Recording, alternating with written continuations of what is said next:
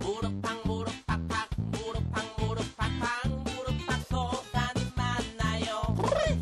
무릎팍 도사 맞아. 네, 정말 오랜만에 듣는 노래죠.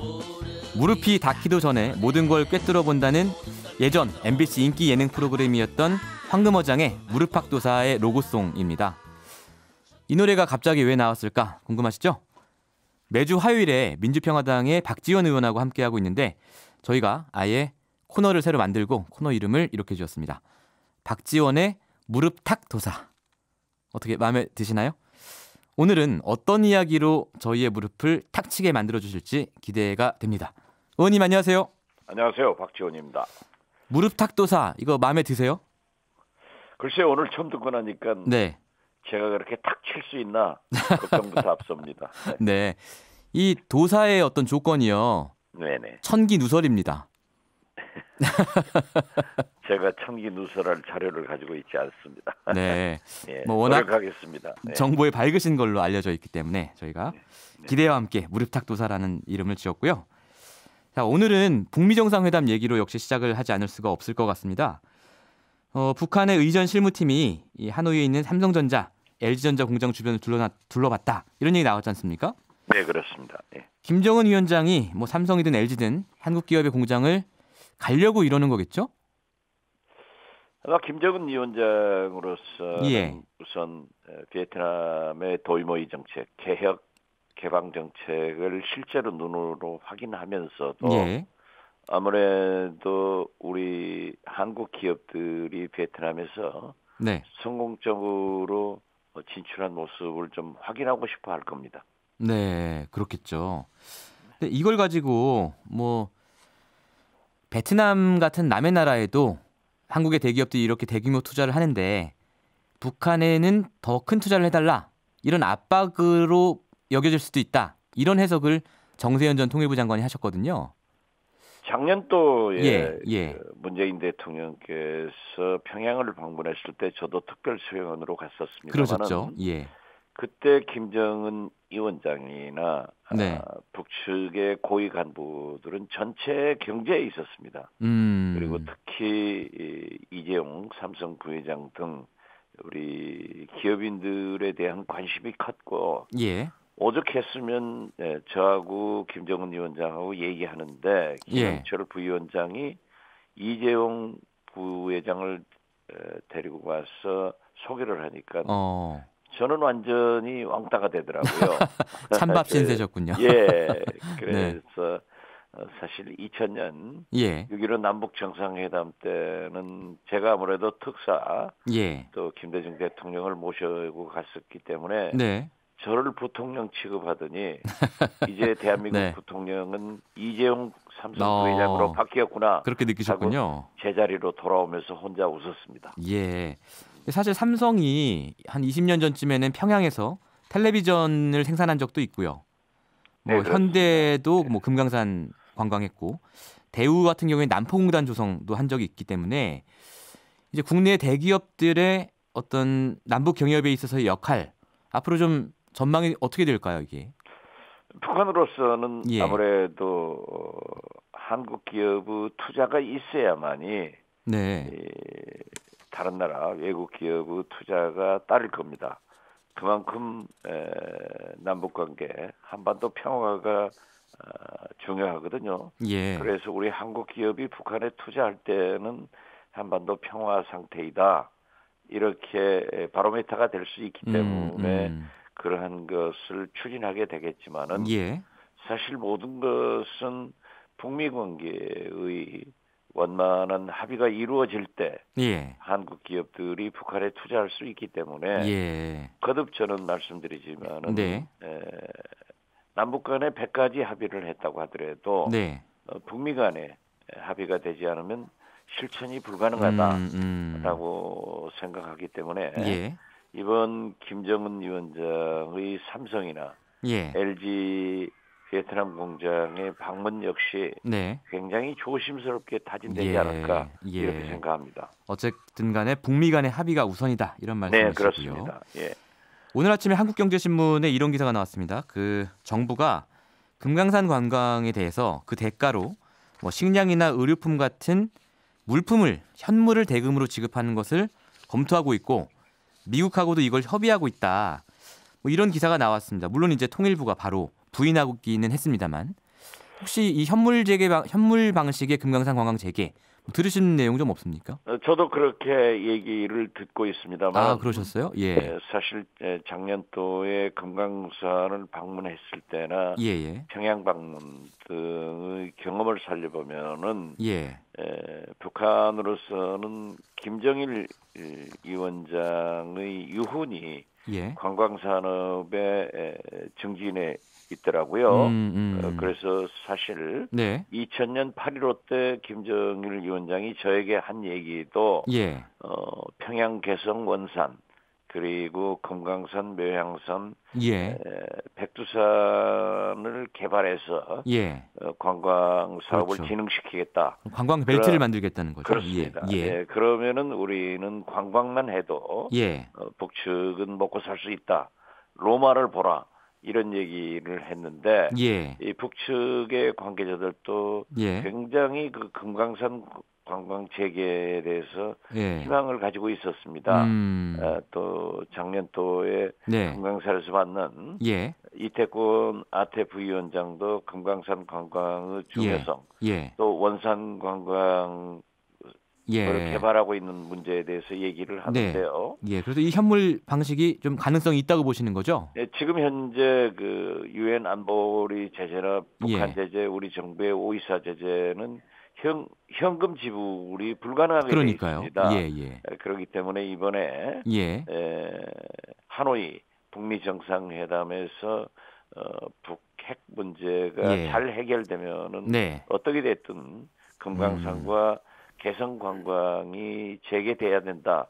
개성공단 가동이 재개돼야 된다 하는 게 강한 우리의 입장이고 북한의 입장입니다. 아, 예. 그래서 저는 가능성이 그 있다. 안보리 제재를 피해가는 길은 네. 현물 네. 지급이 가능하기 때문에 그러한 것을 검토하고 있다. 그렇게 유추합니다. 알겠습니다. 이것도 나중에 정말 맞는지 나올 것 같고요. 무릎 탁 안 되겠는데요. 저희가 무릎을 탁 칠지 아니면 빗나갈지 지켜보도록 하겠습니다. 이게 북미 정상회담에 대해서 이게 성사되기 전까지는 의원님께서 굉장히 이게 낙관적이다, 기대가 높다 이렇게 말씀을 하셨는데 이제 성사가 되고 나서는 오히려 SNS에다가 눈높이를 낮춰야 한다 이렇게 말씀을 하셨어요. 저는 북미 정상회담의 성사가 낙관한다 이겁니다. 성사 자체는 낙관하고 있지만 결과에 대해서는 우리가 눈높이가 너무 높은 것 같다 이런 말씀이세요? 결과에 대해서는 굉장히 큰 진전은 있지만은 완전한 핵 폐기는 불가능합니다. 그러나 지금 한미 양국 국민이나 오피니언 리더, 언론, 정치권에서는 완전한 비핵화를 얘기하고 있거든요. 그래서 우리는 눈높이를 낮추어서 지금 현재 북미 간에 논의되고 있는 동결 수준을 넘어서 사실 ICBM의 폐기나 영변 핵시설을 전문가를 초청해서 폐기시킨다고 하면은 그것은 미래의 핵이나 북한의 핵시설이 생산시설이 폐기되고 더욱이 가장 중요한 핵 확산, 핵 수출이 금지되기 때문에 상당한 진전이 된다. 그렇지만은 우리가 생각하는 완전한 비핵화는 이루어지지 않기 때문에 그 눈높이를 낮춰야 된다 하는 겁니다. 알겠습니다. 그래서 큰 진전은 있지만은 완전한 비핵화는 없다. 저는 그렇게 봅니다. 알겠습니다. 빅딜과 스몰딜 사이 어딘가쯤에서 합의가 이루어질 것이다. 이런 말씀이시고요. 사실 리틀 딜 자체가 스몰 딜 자체가 굉장히 빅딜입니다. 스몰하지 않다. 그렇습니다. 그런 합의 자체가 저는 큰 성공이다 그렇게 봅니다. 국내 이야기로 좀 넘어가 보겠습니다. 이 한국당에서 추천한 5.18 진상조사위원 3명 중 2명에 대해서 대통령이 재추천을 요구했는데 한국당은 그대로 다시 추천하겠다. 이런 입장이란 말이죠. 그건 한국당의 태도가 옳지 않습니다. 지금 현재 5.18 망발이 한국당에 의거해서 자행되고 있는 것 자체가 예. 반역사적이고 시대적이고 반사법적입니다. 예. 반시대적이죠. 그런데 그 5.18 진상조사위원회 구성을 위해서 법이 통과됐고, 네. 그럼 지금 몇 달째 한국당에서 추천하지 않아가지고 활동을 못 하고 있습니다. 네. 그런데 명명백백하게 네. 5.18 진상조사를 할 수 있는 합당한 인물을 추천해야지 그 5.18을 폄훼하는 네. 그러한 인사들을 추천하는 것은 그 자체를 방해하고 인정하지 않는 거기 때문에 대통령께서 거부권 행사는 지당한 일이고 아주 잘하신 일이고 네. 한국당은 취지에 맞는 합당한 인물을 재추천해야지 그분들을 재추천하겠다고 하는 것은 거듭 말씀드려서 반시대적이고 반사법적인 일이다. 저는 그렇게 봅니다. 어제 저희가 이 문제 가지고 민주당의 서른 의원하고 인터뷰를 했는데 서른 의원은 아예 이렇게 말씀하시더라고요. 20대 국회에서는 어차피 어려울 것 같으니까 21대 국회에 가서 해결을 해야 된다. 이렇게 얘기할 정도로 지금 이제 어려운 상황인데 뭐 해법이 좀 있을까요? 글쎄요. 저는 21대까지 또 어떻게 기다릴 수 없다. 1년 반 뭐 2년을 그 망언과 망발의 연속 속에서 국민적 혼란을 가져오기 때문에 한국당이 이성을 찾아서 합당한 인물을 추천하든지 안 그러면 추천을 포기한다고 하면은 그대로 출범시켜서 이러한 일을 막아야 된다라고 생각합니다. 지금 지만원 씨만 하더라도 거의 뭐 3년여를 재판을 하지 않고 자꾸 망발을 하니까 또 고소 고발하고 이렇게 해가지고 처벌을 못하고 사법적 판단을 못하고 있는데 이러한 것도 검찰이나 사법부에서 결론을 내는 것이 좋은 일이다. 저는 그렇게 생각합니다. 뭐 한국당 얘기가 나온 김에요. 최근에 이제 그 한국당 전당대회에서 나타난 한국당의 우경화를 지적하는 목소리가 좀 많습니다. 뭐 특히 이제 그렇습니다. 뭐 전당대회에서 극단적인 발언까지 나오고 있어요. 그 문재인 대통령에게 민족 반역자다, 뭐 저단계 대통령이다, 뭐 혹은 탄핵을 언급한다거나 이 합동 연설에서 이런 발언들이 많이 나왔는데 이런 한국당의 우경화 어떻게 보십니까? 지금 그 한국당의 극소수에서 급진적 우경화가 되는 것은 굉장히 불행한 일입니다. 극좌도 나쁘지만 극우도 나쁩니다. 그래서 저는 한국당 지금 일부 언론 보도를 보면은 2%의 태극기, 급진 우경화 세력이 전당대의 그 연설장을 완전히 장악하고 그렇습니다. 분위기를 주도하고 있죠. 분위기를 주도해서 그런 급진적 발언이 나오는데 이것은 한국당 자체가 자제하지 않고 않으면은 국민으로부터 그만큼 멀어진다. 그래서 국민들은 지금 그 한국당의 지지를 철회함으로써 지지도가 추락하고 있다. 이건 반드시 고쳐져야 될 한국당의 사항이라고 저는 지적합니다. 알겠습니다. 어제 이제 의원님께서 한 방송 인터뷰에서 2016년 말 탄핵 정국에 관해서 김무성 전 대표와의 대화를 공개하셨는데요.